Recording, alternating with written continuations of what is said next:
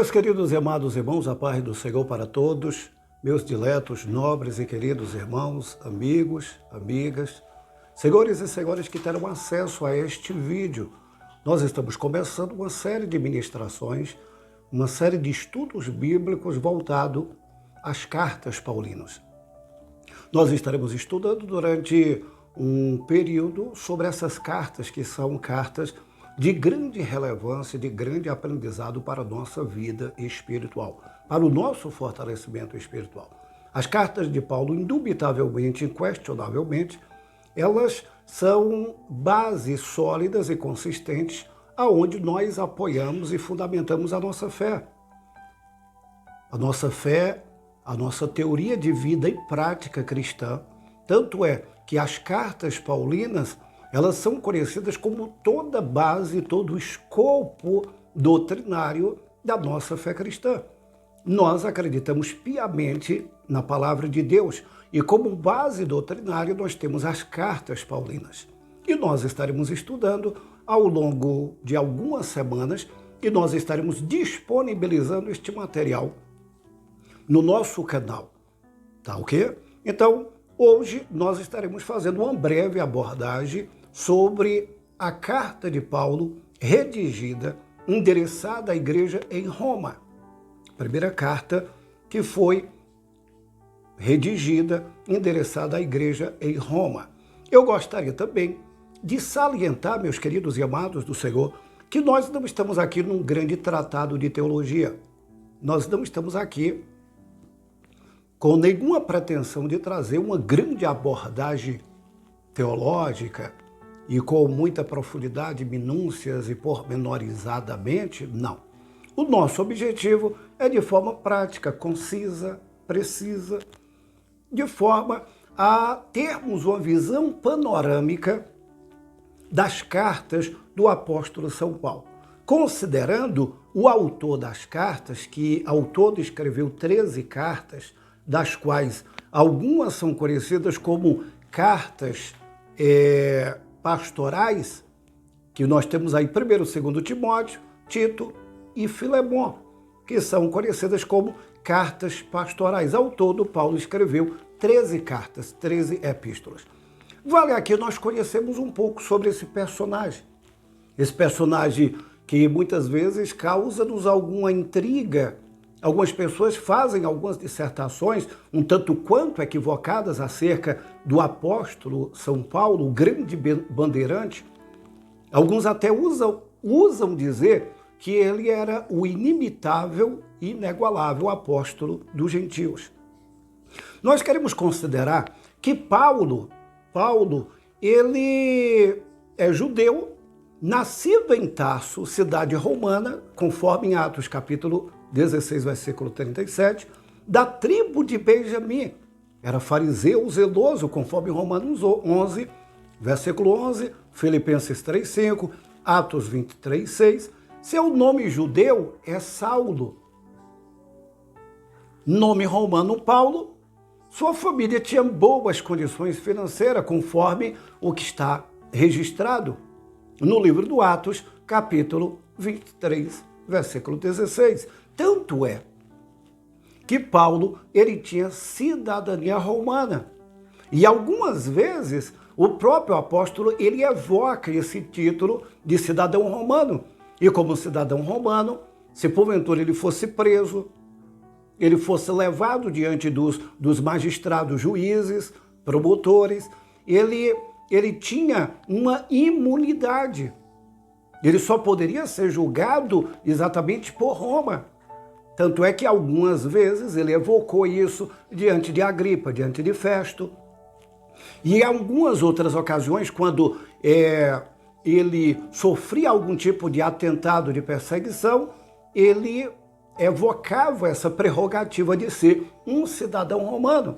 Quando nós olhamos um pouquinho dentro da perspectiva de Paulo enquanto o escritor das cartas, que muito brilhantemente recebe o título de Cartas Paulinas, nós vamos observar que ele foi criado aos pés do nobre doutor e teólogo Gamaliel, o grande Gamaliel. desde os 5 anos de idade, de 5 para 6 anos de idade, ele ingressou. E ele próprio diz que ele era fariseu, zeloso, esmerado, esforçado. Um homem que, na verdade, desde terna idade, ele foi criado aos pés do célebre Gamaliel, e a palavra do Senhor nos diz que na idade dele, ele superava os demais na escola rabínica. E criado aos pés de Gamaliel, literalmente significa dizer, porque naquela época o mestre estava sempre em pé e os demais estavam ali assentados ao redor, aos seus pés. E Paulo, ele era versado em todas as escrituras sagradas. Ele se empregou, ele se esmerou, ele se esforçou. Ele nasceu em Tasso, na Cilícia. Era uma cidade que nos dias de então, navegável, um grande porto, uma cidade portuária, uma cidade próspera, uma cidade rica. E Paulo, desde muito cedo, ele começou, nutrindo o seu coração, esse desejo de desenvolver-se. Ao ponto de que a palavra do Senhor nos diz que pelo seu zelo, e um zelo extremado, e todo extremismo é perigoso, vale salientar isso aqui introdutoriamente, todo zeloso é extremamente perigoso. Todo extremo é perigoso. Todo extremo, na verdade, causa-nos consequências muitas vezes desastrosas. A palavra do Senhor diz que Saulo, ele consentiu na morte de Estevão. Quando a Bíblia diz que ele consentiu na morte de Estevão, não fiquem pensando que Paulo, e no caso, na época, Saulo, ele consentiu apenas na morte de Estevão. Não, muito pelo contrário. Ele era uma fera. Ele era nutrido de um sentimento xiita, um sentimento de zelo exacerbado por aquilo que ele defendia. E o que ele defendia, obviamente, era o correto, dentro da sua perspectiva, dentro da sua visão, um tanto quanto fechada dentro do seu mundo farisaico. A palavra do Senhor diz que no caminho de Damasco ele tinha carta, autorização do Sinédrio para prender. E ele próprio diz que ele prendeu vários, ele consentiu na morte de vários, ele matou. Na verdade, ele era um assassino, era um homem bruto, inescrupuloso, odiento, sem nenhum espírito de amor e de condescendência. O que, na verdade, ele legislava era sobre a sua religião. A sua religião, de fato, era a única, pura e exclusiva. Havia um puritanismo exacerbado, de forma que no caminho de Damasco, subitamente, quando ele tinha carta para prender aqueles que eram conhecidos como os do caminho, os cristãos, os seguidores do Nazareno, subitamente cercou-lhe um grande esplendor de luz, do qual ele, caído por terra, ele ouviu uma voz que lhe dizia: Saulo, Saulo, por que tu me persegue? Dura coisa é para ti recalcitar contra os meus aguilhões. Eu acho interessante essa colocação, porque o próprio Cristo se identifica como o Senhor e guardador da igreja. Quando Jesus disse para Pedro: eu edifico a minha igreja e eu tomo conta, queridos, Jesus ele estava comprometendo não só fundar a igreja, mas tomar conta da igreja, zelar pela igreja, legislar pela igreja, ter o cuidado, a primazia e a ingerência sobre a igreja, como cabeça que ele é, o fundador da igreja, e a igreja é dele, nele, com ele, para ele. Ele é a coluna e a firmeza da verdade, ele é a rocha ferida de Meribá, ele é a principal pedra de esquina. A igreja está calcada e fundamentada nele, consubstanciada nele. Paulo, ele caiu, e Jesus disse: Saulo, Saulo, por que tu me persegues? Não é interessante notar que de súbito ele tomou um susto. Ora, eu estou perseguindo Ananias, eu estou perseguindo os do caminho, estou perseguindo os cristãos que estão lá em Damasco. Mas Jesus simplesmente diz: eu sou Jesus a quem tu me persegue. Dura coisa para ti recalcitar contra os meus aguilhões. A partir daquele momento, a vida de Saulo teve uma guinada de 180 graus. A vida dele mudou radicalmente. A perspectiva, a visão dele foi totalmente mudada. E a partir daquele momento, ele recebeu um grande legado, uma chamada irretorquível. Uma chamada que, de fato, o conduziu ao centro da vontade de Deus. E a palavra do Senhor nos deixa clara, de forma muito explícita, o quanto ele deveria padecer por causa do amor do Senhor Jesus Cristo. Paulo, aquele que morreu pobre, aquele que sofreu naufrágios, aquele que na antessala do martírio, próximo à sua morte, só, velho, cansado,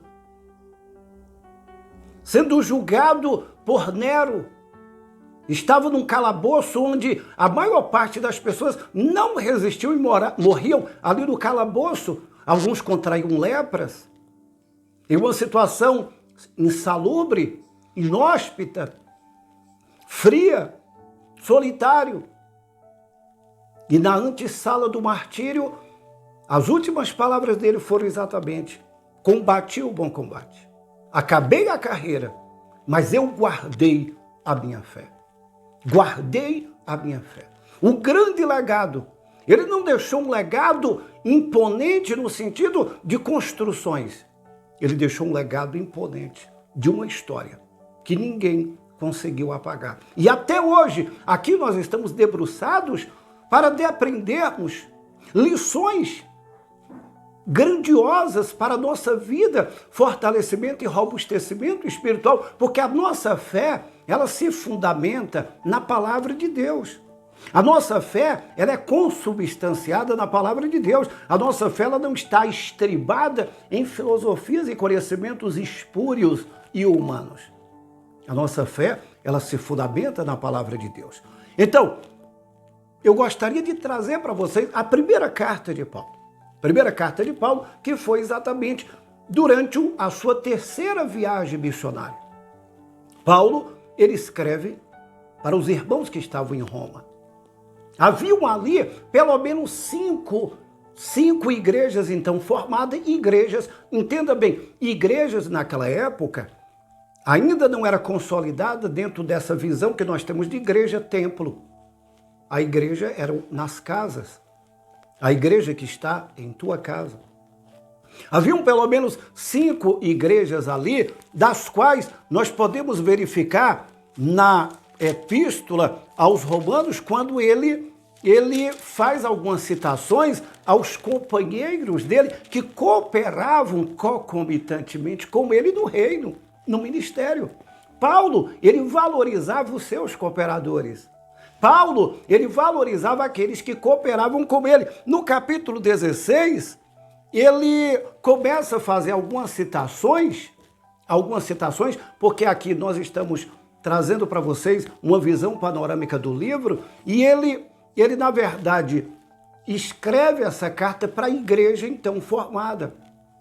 Vale lembrar, queridos, que a igreja em Roma, a igreja a quem Paulo escreve, não foi fundada por Paulo. Essa igreja, ela vem exatamente dos irmãos pentecostais. Os irmãos que no dia de Pentecoste receberam o batismo no Espírito Santo e houve uma movimentação e um crescimento vertiginoso de crescimento, de salvação, de restauração, de cura, milagres, maravilhas, prodígios, sinais que iam acontecendo e a palavra de Deus ia crescendo. As perseguições vinham, as perseguições surgiam.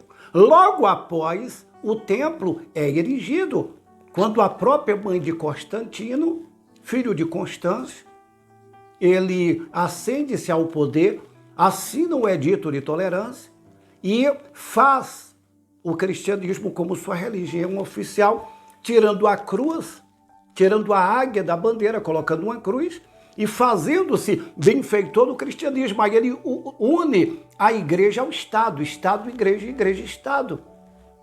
Obviamente que vocês, posteriormente, Posteriormente haverão de estudar sobre isso e vocês vão ver o desencadeamento a partir da intervenção do Estado na igreja.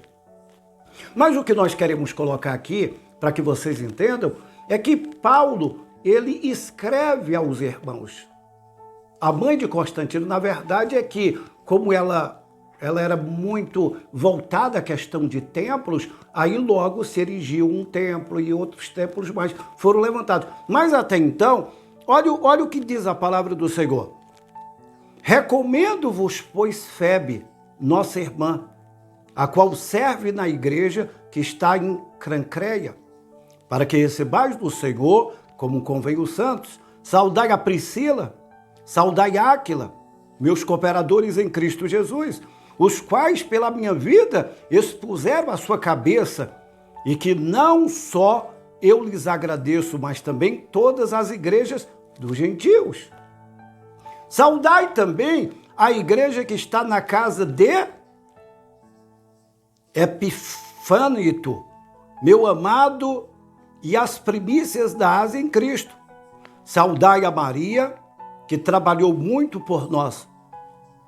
Saudai a Androco e a Júnia, meus parentes, meus companheiros na prisão, os quais se distinguiram entre os apóstolos que foram antes de mim em Cristo. Saudai a Ampliato, meu amado no Senhor, a Urbano, nosso cooperador em Cristo, Eustáquio, meu amado. Saudai a Pelas, aprovado em Cristo. Saudai os da família de Aristóbulo. Saudai a Herodião, meu parente, a Narciso, que estão no Senhor. Saudai a Trifana, a Trifose, que trabalham no Senhor. Saudai a amada Príside, qual muito trabalhou no Senhor. Saudai a Rufo, esses cooperadores. Saudai a Anscrinto, a Flagote, a Hermes. Então, Paulo ele faz uma alusão às igrejas. E ele precisava consolidar esses irmãos, alimentar esses irmãos. A palavra-chave da carta de Paulo aos Romanos é exatamente a justificação pela fé. É a palavra-chave, e nós temos aqui logo, introdutoriamente, e o texto áureo da carta de Paulo aos Romanos é o capítulo 8. Nós temos aqui algumas questões, tanto é que a epístola aos Romanos é conhecida como o Evangelho. Paulo ele evoca muito sobre isso. Quando Paulo diz, eu não me envergonho do Evangelho de Jesus, pois é poder de Deus para a salvação de todo aquele que nele crê. Com licença. O autor, obviamente, como eu já disse, foi Paulo. A carta foi escrita em Coríntio, no ano 58, e divide-se pelo menos em duas seções. Primeira, do capítulo 1 ao 11, e segunda parte, 12 ao 16. Então, todo escopo parte da premissa de como o homem seria justo.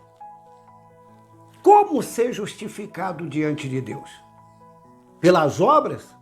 Pela justiça? Pelos méritos? Pelos beneméritos? Pelo muito fazer? Pelo muito serviço? Pelas obras de bondade, de justiça? Pelas obras de caridade? Como ser justo?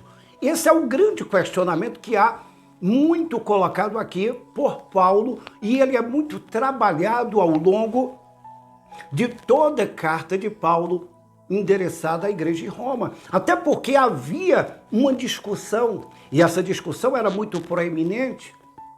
Paulo, tanto é que ele adverte lá no capítulo 16, ele adverte para que nós não devemos, de hipótese alguma, dar ouvido às divisões.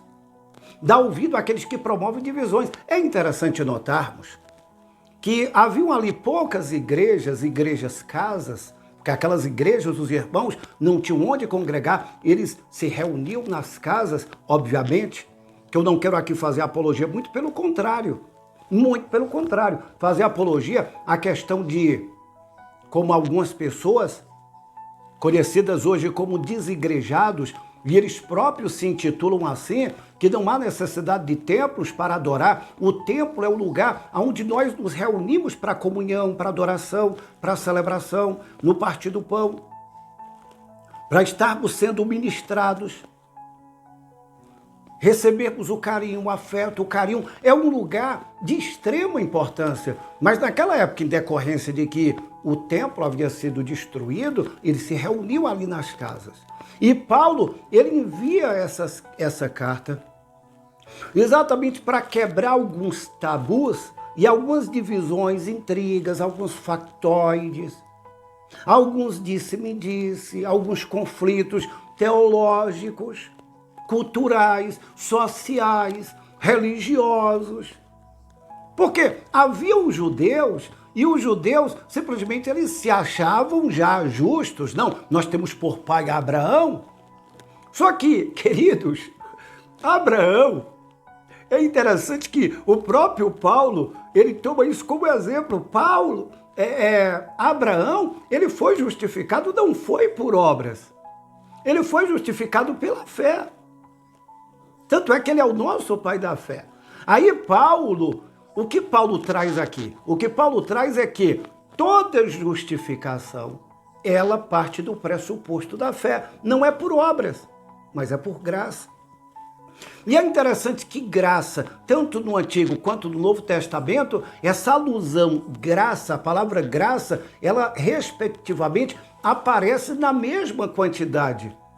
A graça de Deus sempre esteve presente ao longo da história da humanidade. Porém, ela veio à tona, ela se revelou, ela se manifestou de forma cristalina, de forma totalmente clara e explícita através de Jesus.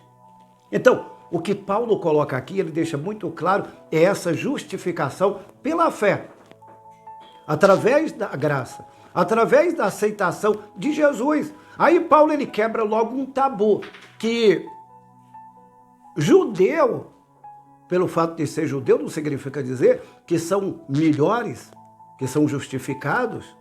Não. Aí, tanto é que nós vamos aprender posteriormente, nas demais lições, de judeus e gentios, ele forma um povo, ele faz uma fusão.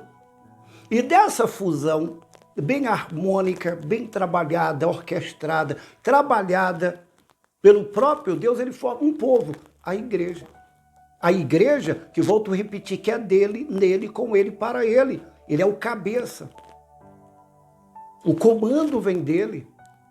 A palavra vem dele, a seiva, aquilo que nos alimenta, aquilo que nutre a nossa vida. E como igreja, corpo místico de Jesus, ele move em nós, ele age em nós, ele trabalha em nós. Ele é comunicado ao povo através de nós, igreja. Nós somos representantes, e o apóstolo Pedro ele vai falar exatamente sobre isso. Rogo-vos como peregrinos e forasteiros. Somos peregrinos e forasteiros. Somos a igreja. Estamos aqui, mas não somos daqui. Vivemos aqui, mas nós temos uma morada. E a Bíblia diz uma morada feita não por mão de homens eternas do céu. Então, todo o escopo, e eu estou trazendo aqui uma visão panorâmica da carta de Paulo aos Romanos, é exatamente trazer o entendimento de que é através da graça, é através da fé, a fé em Jesus Cristo. A salvação vem pela fé. Ela não vem das obras para que ninguém se glorie. Ela vem exatamente, unicamente da fé. Porque todo aquele, olha o que Paulo coloca aqui de forma brilhante. Eu acho lindo o estilo escriturístico de Paulo. Eu acho fascinante, eu me fascino com a riqueza de detalhes que Paulo coloca nos seus escritos. Obviamente, tamanha a sua inteligência e a sua capacidade intelectual e o tanto quanto ele aprendeu, não só aos pés de Gamaliel, mas ao longo da sua vida. Paulo, ele chega a nos dizer que o justo ele vive pela fé. E se esse recuar, a alma de Deus não tem prazer nele. Que a nossa fé precisa estar fundamentada e quando nós colocamos e damos credibilidade, porque todo aquele que invocar o nome do Senhor será salvo.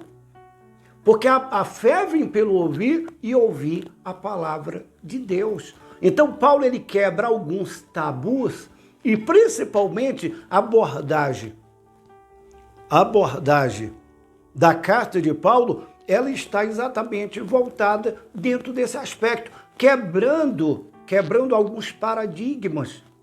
Paradigmas esse no sentido de que a salvação pode ser obtida através de méritos, através de obras, ou porque eu sou bonzinho, ou porque eu sou nação eleita, como Israel, ele julgava os demais. Havia uma distinção, havia uma briga, havia uma intriga. E olha que nós estamos aqui dentro de um contexto romano. Nós estamos exatamente aqui dentro de um contexto pura e exclusivamente romano. Então, indo para a conclusão da nossa ministração neste momento, Paulo, ele, volto a repetir, ele tenta diminuir conflitos, dúvidas, intrigas, discussões que haviam na igreja que estava sendo gestada. Se aqueles conflitos já eram existentes naqueles poucos irmãos que estavam ali em Roma, aqueles poucos irmãos que estavam ali evocando o nome de Jesus, mesmo diante de várias perseguições que já começavam rumores, imagine nos dias de hoje. Os conflitos de hoje, eles só mudaram um pouco, ou tomaram dimensões ainda maiores. Aí Paulo ele procura dizer, olha, não entra em confronto, não entra em briga, não entra em discussão. Mas que nós possamos nos aquietarmos e sabermos que somos salvos pela graça, mediante a fé. Não vem de nós, é dom de Deus. Não vem das nossas obras para que ninguém se glorie. E é interessante, e eu quero concluir dizendo isso para você, Martinho Lutero. Quantas vezes Martinho Lutero fazia penitências e penitências, pagava penitência, se autoflagelava. Quantas vezes Martinho Lutero, em busca de uma redenção, de um autoflagelamento, jejuns ininterruptos, noites mal dormidas, confinado, jogado ao chão, sendo apavorado como ele próprio narra sobre isso, sendo muitas vezes torturado pelos seus fantasmas, seus algozes. Aí um dia ele ganha o Novo Testamento e aí ele, estudando, ele chega à conclusão que o justo vive pela fé e que o justo é justificado pela fé. Isso traz um alívio enorme para Martinho Lutero. Quando, não é pelo meu flagelamento, não é pelo meu muito sacrifício. E a Bíblia diz, e olha que isso no Velho Testamento, não é pelo meu sacrifício, porque Deus se agrada mais de obediência do que sacrifício. E muitas vezes o obedecer é melhor do que o sacrificar. Amém? Então, obedecer é melhor do que sacrificar. Nós somos justificados. Justificados não pelas nossas obras. Obviamente que nós teremos uma guerra contínua. O Espírito Santo de Deus, ele trabalha em nós, ele vai nos tornando a cada dia parecidos com Jesus. E enquanto vida tivermos, enquanto aqui vivermos, nós estaremos sempre sendo moldados e aperfeiçoados pelo Senhor. Que Deus nos ajude. Até uma próxima. Entre lá no nosso canal. Já estamos disponibilizando esse material e posteriormente estaremos mais trazendo as demais epístolas e estaremos entrando em mais algumas minúcias e alguns pormenores. Deus te abençoe. É muito bom ter você aqui. Olha, ei, divulgue, mande para todas as pessoas que você puder. Entre lá no nosso canal, deixa o joinha, deixa um like. Então, faça um comentário. Deus abençoe a sua vida. Fique com Deus. Shalom, la rema, graça e prosperidade. Deus te abençoe. Até a próxima.